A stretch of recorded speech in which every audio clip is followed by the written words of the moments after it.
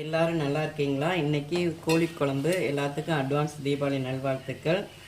நாளே நாங்கள் சமைச்சிருவோம். சிக்கன் எடுத்துருக்கோம். இன்றைக்கி சிக்கன் குழம்புக்கு பட்டை, கிராம்பு, அந்த கரம் மசாலா ஐட்டம் போட்டு தாளித்து ஒரு 1/4 கிலோ சின்ன வெங்காயம் போட்டிருக்கேன். இஞ்சி பூண்டு விழுது ஒரு 2 ஸ்பூன் போட்டு வதக்கிக்கிட்டு இருக்கேன். அது நல்லா வதங்கினோன்னா ஒரு எலுமிச்சம்பழம் அளவு தக்காளியை போட்டு அதில் வதக்கணும். அடுத்து பார்த்திங்கன்னா ஒரு 1/2 கிலோ சிக்கனுக்கு நான் 1/4 கிலோ சின்ன வெங்காயம் போடுவேன். அது எவ்வளோ போடுறோமோ அது டேஸ்ட்டாக இருக்கும். இதுக்கு வந்து நான் கோழி குழம்பு பொடின்னு ரெடி பண்ணுவேங்க. இது இன்ஸ்டண்ட்டாக அப்போயே வறுத்து பண்ணுறது. இது நான் ஒரு நாள் ஷார்ட்ஸ் உங்களுக்கு போடுறேன். இதை இப்போ எப்படி ரெடி பண்ணுறதுன்னு காட்டுறேன். தக்காளியை போட்டு வதக்கியாச்சு. அது வதங்கினோன்னா நம்ம சிக்கனை போடணும்.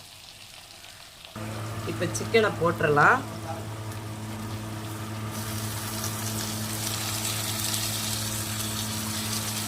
இதை கொஞ்சம் வதக்கி விட்டுட்டு அடுத்து பவுட்ரு போடணும். சிக்கனை 2 நிமிஷம் வதக்கிட்டோம். நான் அந்த ரெடி பண்ணி வச்சுருக்கிற சிக்கன் பவுட்ரு தேவைக்கு நம்ம போட்டுக்கலாங்க.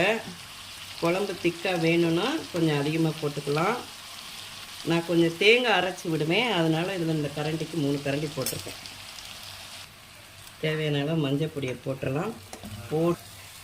இப்போ இதுக்கு தேவையான அளவு தண்ணி ஊற்றிக்கலாம். நான் இப்போ 1 டம்ளர் ஊற்றிருக்கேன். இன்னும் ஊற்றணும்.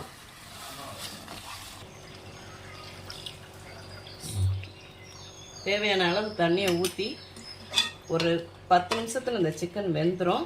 அப்புறம் நம்ம தேங்காய் அரைச்சி விட்டுக்கலாம். இப்போ தேவையான அளவு தண்ணி ஊற்றிட்டாங்க. அதில் உப்பு, அதுக்கு தேவையான அளவு உப்பு போட்டுடலாம். போட்டுட்டு இதை மூடி வச்சிடலாம்.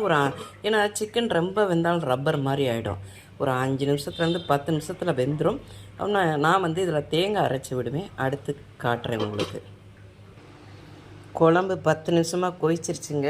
நான் வந்து கொஞ்சம் தேங்காய்னா இந்த 4 விரல் அளவுக்கு தாங்க. அந்த 4 விரல் அளவு இந்த அகலத்துக்கு ஒரு தேங்காய் எடுத்து நான் அரைச்சி போட்டிருக்கேன்.